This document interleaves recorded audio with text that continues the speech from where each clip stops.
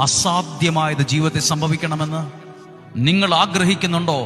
എൻ്റെ ജീവിതം മനോഹരമായി മാറണമെന്ന്? എന്നാൽ അതിരാവിലെ എഴുന്നേറ്റ് പ്രാർത്ഥിക്കണം.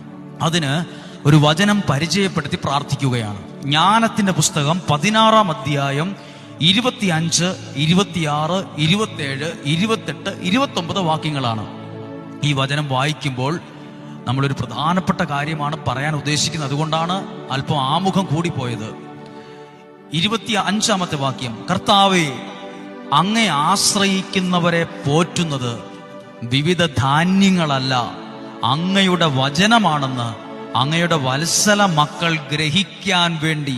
ഒന്നും കൂടെ കേട്ടെ. ആ കർത്താവെ, അങ്ങയെ ആശ്രയിക്കുന്നവരെ പോറ്റുന്നത് വിവിധ ധാന്യവിളകളല്ല, പിന്നെയോ അങ്ങയുടെ വചനങ്ങളാണെന്ന് അങ്ങയുടെ വത്സല മക്കൾ ഗ്രഹിക്കും.